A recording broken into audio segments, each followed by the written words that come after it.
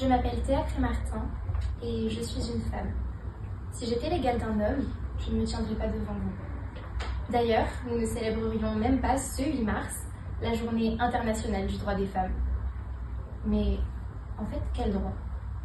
Le droit de me faire avorter à Malte? Le droit d'aller à l'école en Thaïlande? Le droit de me faire exciser en Égypte?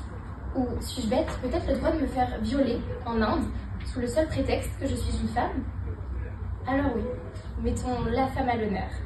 Ces femmes, celles qui ne peuvent pas encore parler et qui doivent encore se battre pour juste avoir le droit d'exister.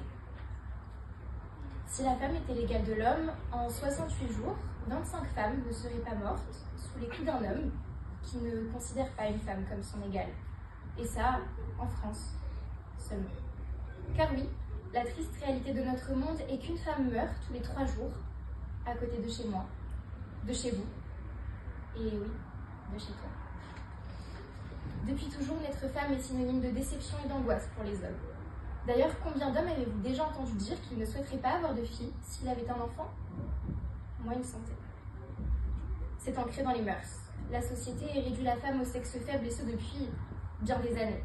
À l'Antiquité déjà, la femme était considérée comme, tenez-vous bien, un homme inachevé. Est-ce que vous vous rendez compte? Puis bien sûr, avec les années, malgré ce qu'on aurait pu espérer, ça ne s'est pas amélioré. Vous, mesdames, vous le savez malheureusement mieux que quiconque. Chaque femme a une histoire, des blessures, des peurs et des insécurités qui sont uniquement liées au fait d'être née femme. Nous voulons toute une chance dans la vie, une vraie chance. Une chance un peu comme celle que l'on vous donne à vous, messieurs.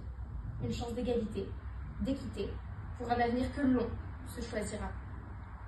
En parlant d'avenir, messieurs, savez-vous qu'une femme devra travailler 2 fois plus que vous pour ne serait-ce qu'être embauchée à un même poste, puis devra toujours travailler 2 fois plus que vous pour prouver sa crédibilité. Mais par contre, elle gagnera 24% de moins que vous. Bon, parlons sérieusement. Messieurs, est-ce que ça vous dirait d'inverser les rôles? Ça vous tente pas trop, hein? Je vous comprends. Si la femme était l'égale de l'homme, notre vie serait beaucoup plus agréable. Si la femme était l'égale de l'homme, peu importe son origine, sa couleur de peau ou sa religion, elle serait considérée. Si la femme était l'égale de l'homme, nous pourrions toutes prendre des décisions sur notre corps, peu importe où nous vivons. Si la femme était l'égale de l'homme, nous pourrions toutes prendre des décisions politiques qui concernent notre vie et notre pays. Si la femme était l'égale de l'homme, nous n'aurions pas été les premières, en 2024, à célébrer l'inscription au droit à l'avortement dans la Constitution.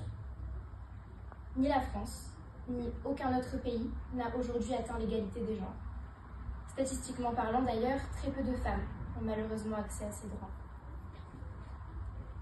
Alors oui, je vais célébrer cette journée internationale du droit des femmes, qui est une journée importante pour moi. Je vais en profiter pour faire entendre la voix de toutes celles qui ne peuvent pas encore parler, et à mon échelle, je continuerai de combattre ces inégalités. Je suis fière d'être une femme. Je suis fière des femmes qui partagent ma vie et de celles qui ont croisé ma route. Elles m'ont fait grandir et devenir la femme que je suis aujourd'hui devant vous. Mesdames, sachez que je me battrai toute ma vie corps et âme pour que plus aucune d'entre nous n'ait à subir l'une des horreurs dont je viens de vous parler. Messieurs, sachez que l'égalité des genres n'est pas que notre combat, mais aussi le vôtre. Si la femme était l'égale de l'homme, ce discours n'aurait jamais existé. Merci.